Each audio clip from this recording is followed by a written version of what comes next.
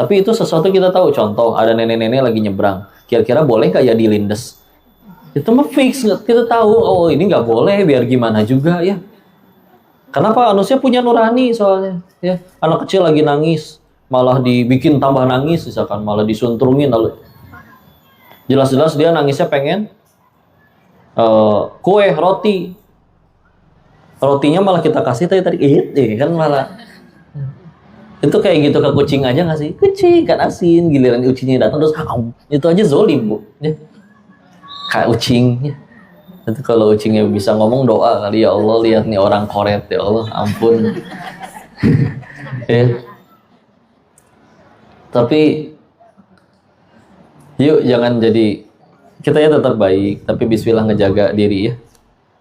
Supaya tadi yang kedua kita punya alat yaitu nurani ya. Dan ngelihat gimana orangnya, karena nanti kita akan ketemu babnya juga, bab akhlak ya, bab adab. Orang makin betul beragamanya, makin benar-benar gini lah, bukti orang itu betulan soleh atau belajar agamanya benar, maka akan muncul pada akhlaknya. Imam Ibnu Qayyim al-Jauziyah sampai mengingatkan bahwa agama itu seluruhnya akhlak. Ya. Karena dia akan tahu betul nih, mana boleh, mana tidak boleh. Dan tujuannya benar-benar ke Allah. Dia terlalu dihormati, nggak nyaman hidupnya. Karena ya, dia ingat dosanya sendiri. Dia nggak mau terlena. Dan dia tahu orang suka sama dia juga Allah yang bolak-balikan hatinya, bukan karena akunya yang hebat. Orang dibikin suka sama dia juga karena Allah tutupin aib kitanya. Kalau aib kita dibongkar semua, nggak akan tahu. Ya. Nggak akan orang secinta itu. Maka ya akhirnya pasti muncul pada akhlak. Berbicara nggak mau yang nyakitin, yang baik-baik, ya.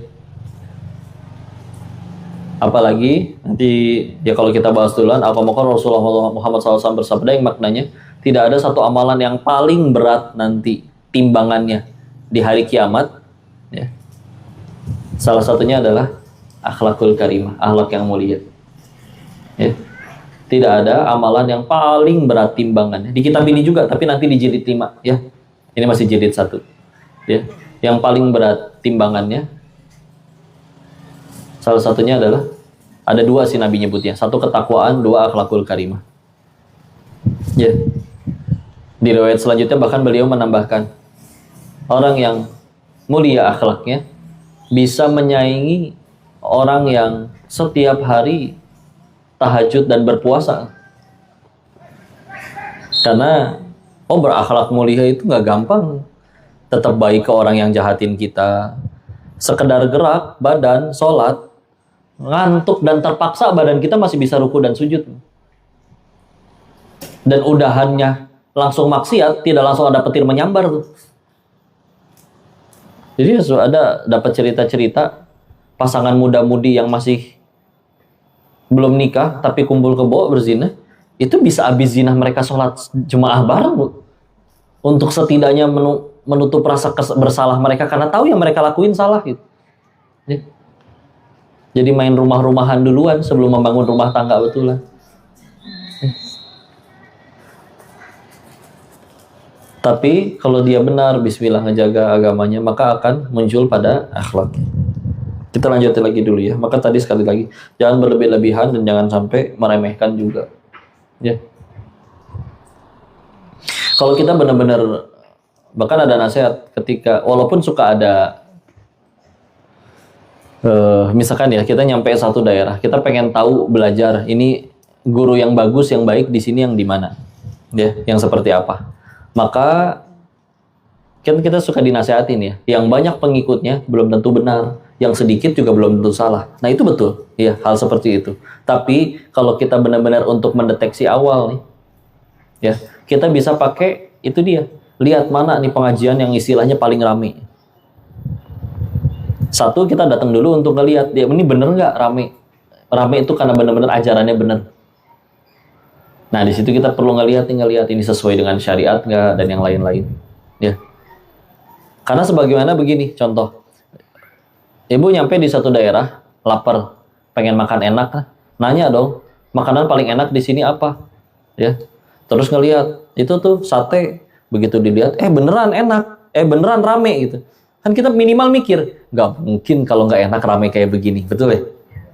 Maka sama sebetulnya walaupun nanti kita akan mendeteksi lagi dia beneran ajarannya betul atau enggak, tapi ketika misalkan ada orang berkumpul untuk mendengarkan orang ini ngomong misalkan, maka pasti dia punya sesuatu yang berbeda, makanya bikin orang mau ngumpul, begitulah ya, kurang lebih. Ya.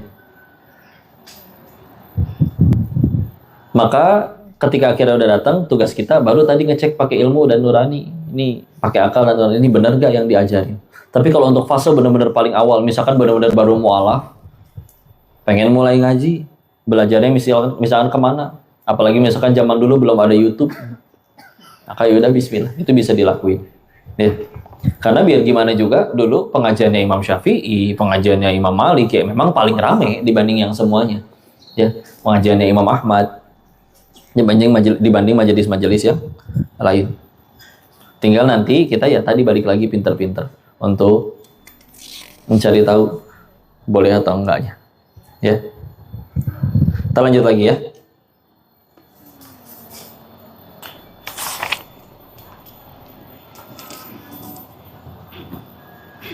Dari Abdullah bin Amr radhiyallahu anhu telah sampai sebuah riwayat kepadanya bahwa Nabi Shallallahu alaihi wasallam bersabda, "Laisa minna, bukan termasuk golongan kami, man lam yarham shaghirana wa ya'rif haqqo kabirina."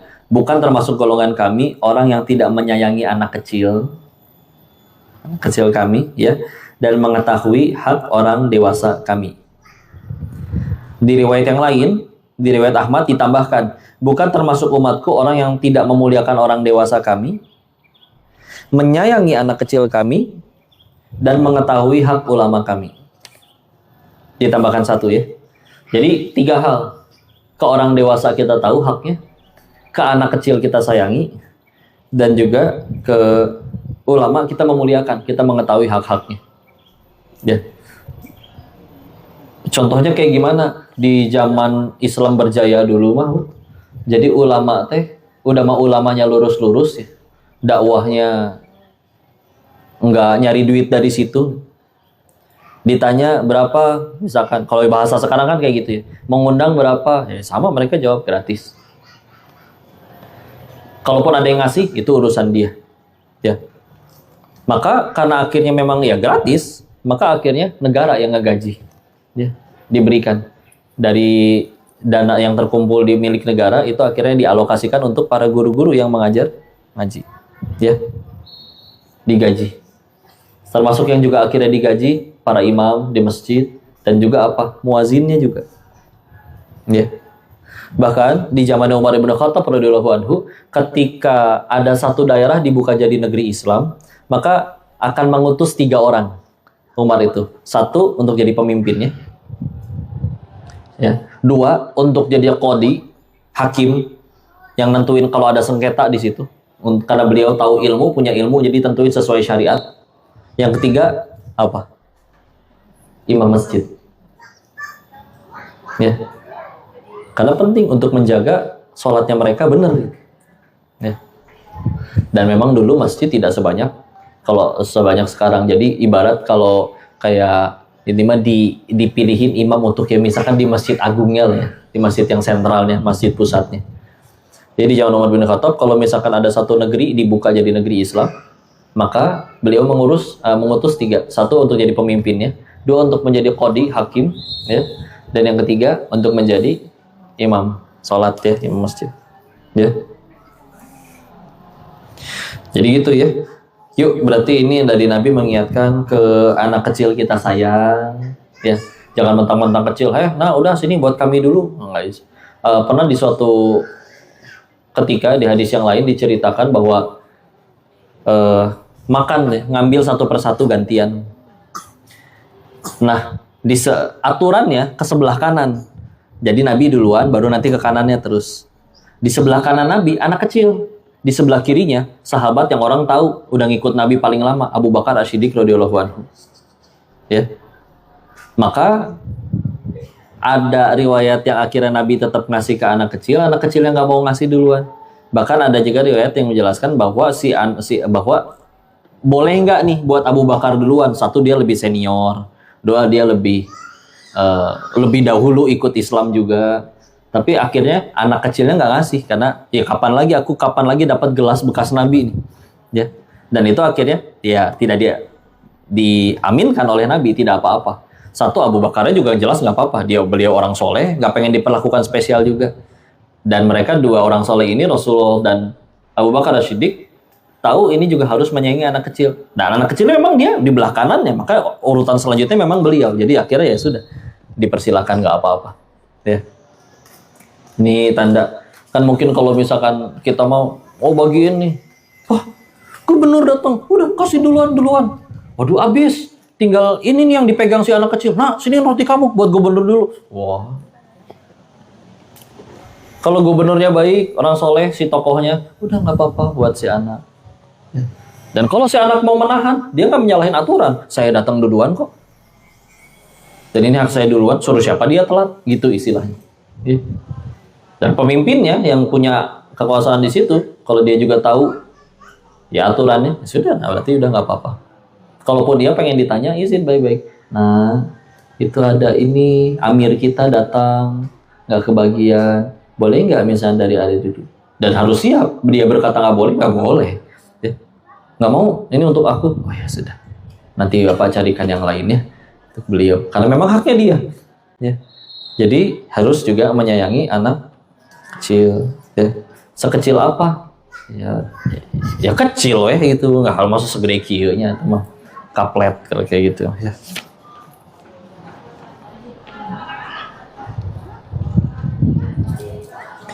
Ini ada tambahan dari Abdullah bin Busr radhiyallahu anhu, dia berkata, aku telah mendengar hadis sejak lama, idza kunta fi qaumin 20 rajulan aw aqalla aw aktsar fatasaffahta wujuhahum falam tara fihim rajulan yuhabu fillahi azza wa jal fa'lam annal amra qad raqqa.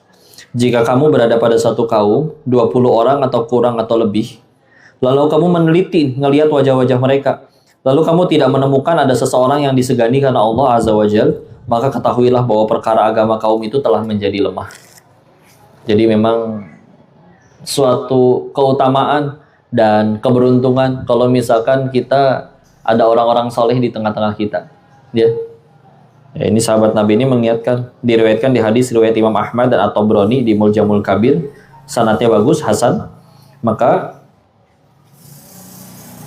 beliau mengingatkan, kalau misalkan kamu ada di suatu perkampungan ya, apapun, pokoknya suatu kaum itu nanti bisa ya perkampungan, komunitas, atau satu ikatan tetangga yang sekitar 20 orangan atau lebih. Lalu kita ngelihat, di sini orang pada ngaco semua nih, tukang maksiat semua. Nah kata Nabi, perkara agama di situ lemah. Bisa jadi ada mudarat bagi kita nanti di situ. Ya kita soleh sendiri dikelilingi orang yang semuanya jualan narkoba, digerebek, kita ikut ditangkap, Bu. Ya kan? Iya. Orang kita ada di TKP kok gitu istilahnya, di lokasi. Ya. Karena ini sebetulnya adalah anjuran untuk yuk bismillah. Dekat-dekat sama orang baik, orang soleh. Ya kan kita tahu hadis yang lain. Kita dekat sama yang jualan minyak wangi, ikut bau minyak wangi. Ya. Dekat sama tukang pandai besi, ya ikut bau bakaran. Ya. Kan seperti itu. Ya. Subbab selanjutnya, subbab ke-6, ancaman mempelajari ilmu bukan karena wajah Allah. Jadi nggak lillahi ta'ala. Ya. Ini mantap diingatkan nih di hadis riwayat Imam Ibnu Majah dari Ibnu Umar radhiyallahu anhu, dari Nabi SAW, man talabal ilma liyubahiya bihil ulama wa yumariya bihis sufaha aw liyasrifa wujuhan nasi ilaihi fahuwa finnar. Perhatikan, barang siapa menuntut ilmu, satu, agar bisa membanggakan diri di depan ulama. Kamu punya ilmu, aku juga punya ilmu. Jadi ngejar, aku ngejar ijazah cuma karena aku juga S2, aku juga S3, aku eskalator. Itu apa? Ya. Ada lagi ST Ban Cambiaso, ya pemain bola ya, ada yang tahu. Ya. Satu, itu nggak boleh, satu ya. Untuk membanggakan diri di depan ulama. Yang kedua, mendebat orang-orang bodoh. Tahu ilmu nih, supaya saya bisa punya alat nih. Jadi kalau misalkan ada yang salah bisa saya debat. Ketahuan dia bodohnya, aku yang pinter. Nah ini ya, menebat orang-orang bodoh. Jadi dapat ilmu tuh cuma buat, kafir kamu teh ngelanggar ayat ini tahu, kafir neraka sih ya. Itu, naudzubillah ya. Yang ketiga, untuk memalingkan wajah manusia kepadanya. Jadi pengen orang tuh berpaling kepada dirinya, ngumpulin penggemar lah, ya. Ngumpulin fans, ngumpulin penggemar. Pengen ini jemaahnya paling banyak nih, ya. Maka kata Nabi apa? Finnar, dia di neraka. Jadi sing lempeng we nuntut ilmu. Ya. Karena kalau lempeng, bismillah, dia hadir kajian ilmu, siapapun yang bicara, bahkan kalau yang bicaranya nggak jadi hadir, tetap jadi pahala nggak? Tetap. Tapi kalau niatnya hanya untuk selfie dengan yang bicara, jadi, ya. Maka yang diajak foto tidak bisa, ketahuilah yang diajak foto ini tidak bisa menyelamatkan siapapun ke surganya Allah. Nyelamatin diri sendiri aja belum tentu bisa. Betul? Teh, bawa teri. Saya langganan teri balado ke Tepera ya. Silakan kalau mau catering, di Quran juga cateringnya kepada beliau. Tenang teh, dipromoin. Ya, sila. Hadis riwayat Imam Ibnu Majah. Gini, ini niat itu kayak alamat. Ibu ngirim paket, ekspedisinya canggih, dia pesawat punya, kapal laut punya, motor, mobil punya, tapi alamatnya salah, nyampe nggak? Enggak.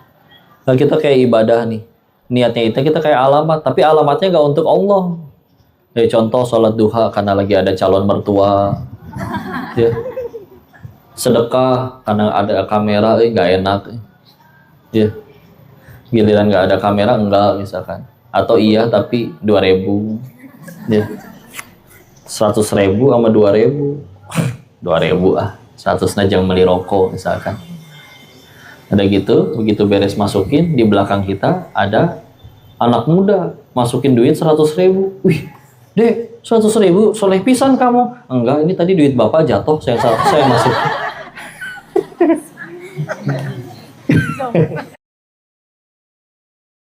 Tuh, jadi mau sedekah kan? Ya udah. Ya, gitulah plot twist.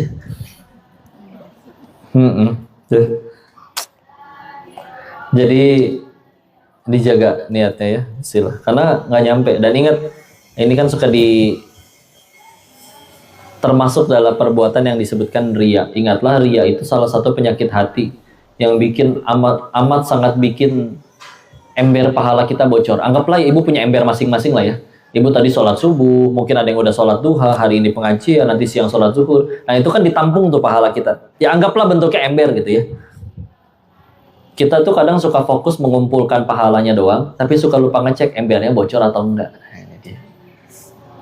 Karena jangan sampai kata Nabi disebutnya orang-orang muflis ya, bangkrut, pulang ke hadapan Allah dalam keadaan ingat waktu hidup saya ngaji, waktu hidup saya sholat, tahajud lagi, nggak cuma yang wajib.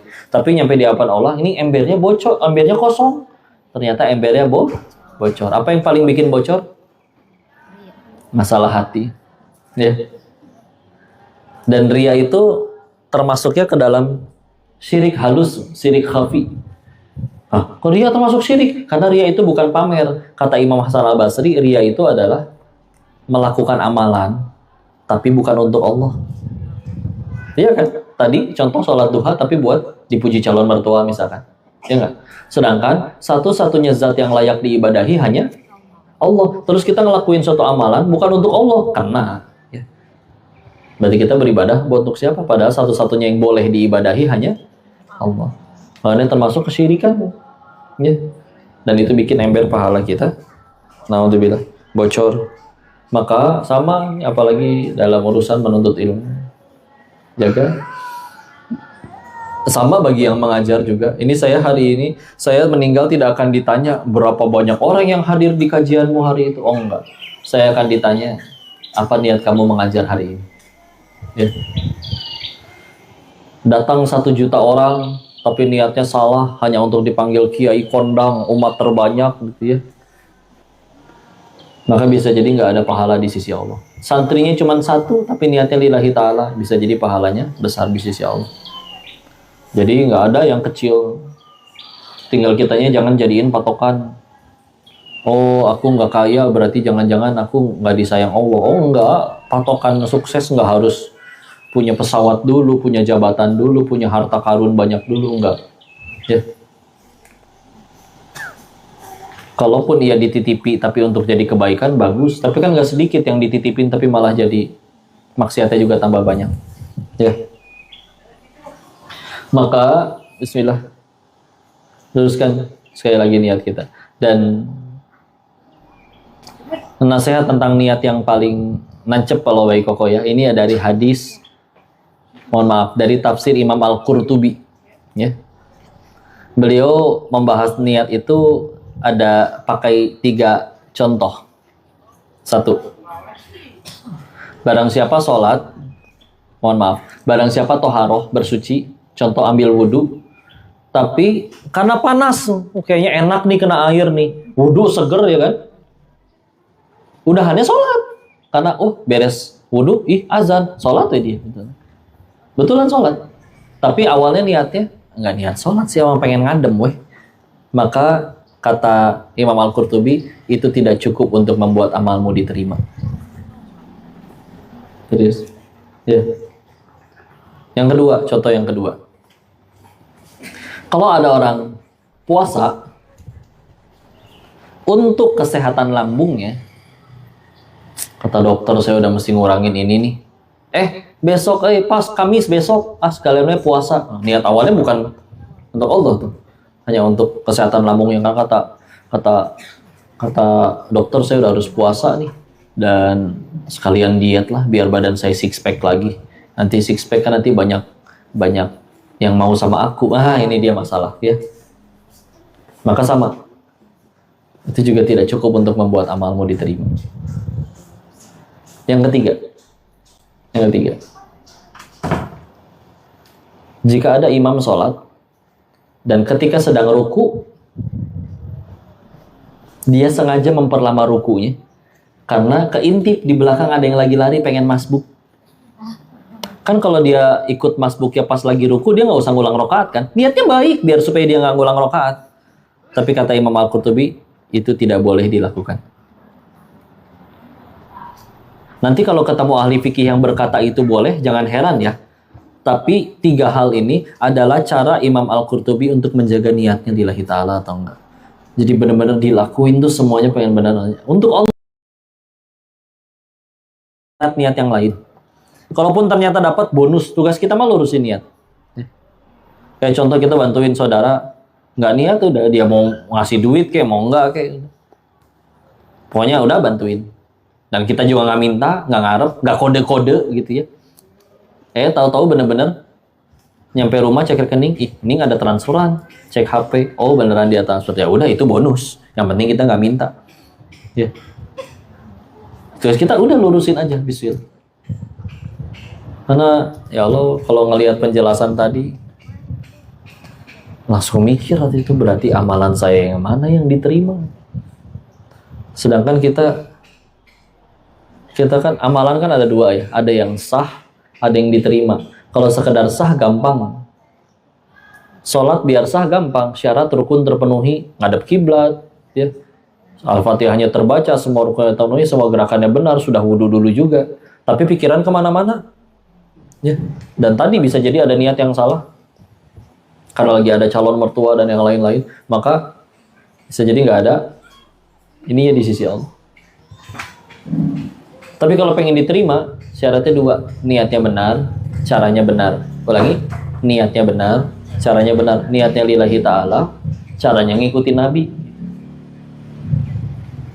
Harus dua-duanya. Niatnya benar, caranya benar. Ada yang niatnya benar tapi caranya salah. Contoh, dulu kasus misalkan dulu ada cerita Robin Hood ya, nyolong, tapi kan buat dibagiin ke anak yatim. Sama aja kayak koruptor. Saya korupsi untuk bangun masjid loh. Nggak boleh. Ya. Atau, aduh saya lagi pengen banget taat nih kok. Terus gimana? Makanya tadi saya sholat subuhnya 6 rakaat. Itu nggak boleh. Nah, niatnya benar tapi caranya salah gitu. Ya. Jadi harus sesuai, niatnya benar, caranya juga benar. Niat yang benar gimana? Lillahi ta'ala. Cara yang benar gimana? Ikutin petunjuk Nabi. Ya. Karena hati-hati ya kalau misalkan kita pengen beramal, kita cari tahu dulu nih ini beneran boleh nggak? Karena ada kaidah kayak begini, semua ibadah itu haram sampai ada perintahnya. Apalagi ini kaidah. Semua ibadah itu haram sampai ada perintahnya. Karena satu-satunya zat yang boleh diibadahi cuman Allah. Jadi kita baru ibadahnya kalau Allah udah suruh gitu, udah gitu aja. Jadi nggak bisa ngarang. Bikin sholat baru, namanya sholat apa? Apa ya? Oh, saya beli sepatu baru nih. Sholat sepatu baru lah gitu. Jadi tiap kali beli sepatu baru teh diajarin orang, kalau kamu punya sepatu baru teh kamu kudu sholat. Oh, itu mengada-ngada, oh, itu jelas nggak boleh. Ya. Jadi hati-hati. Ya. Kalau makanya kita mendeteksinya gini, misalkan ternyata ada orang, kok ini ngelakuin sholat apa ya? Saya nggak tahu. Bisa jadi kita kurang ilmu, oke. Tapi untuk amannya, punten. Kita kan minimal yang wajib-wajib tahu kan, yang wajib cuma 5 waktu doang. Berarti kalau saya lakuin ini paling cuma dapat sunnah. Tapi kalau saya lakuin dan ternyata salah, nggak ada syariatnya dalam Islam, bikin saya malah jadi dosa gara-gara nggak ada tuntunannya, repot. Ya nggak? Karena pilihannya satu sunnah, satu dosa, satu salah. Ya. Sedangkan masih banyak sunnah-sunnah yang lain. Makanya ini juga ya, kadang polemik ya, serba mengatasnamakan sunnah. Tahu-tahu bertambah istrinya. Sunnah nikah, entar dulu bos Nabi sunnahnya banyak. Ya, tahajudnya ya duhanya, tahu-tahu tahajud duha nggak pernah, sholat zuhur juga 2:30, asar juga 5:30, tapi nikah pengen nambah terus. Nah ini PR. Ya. Kenapa pilihnya sunnah yang disenanginnya aja gitu? Ya. Jadi ya kudu bisa netral ya. Nah itu kalau untuk urusan ibadah tadi kaidahnya apa? Semua ibadah itu haram sampai ada perintahnya. Kalau untuk keseharian muamalah semuanya boleh sampai ada larangannya.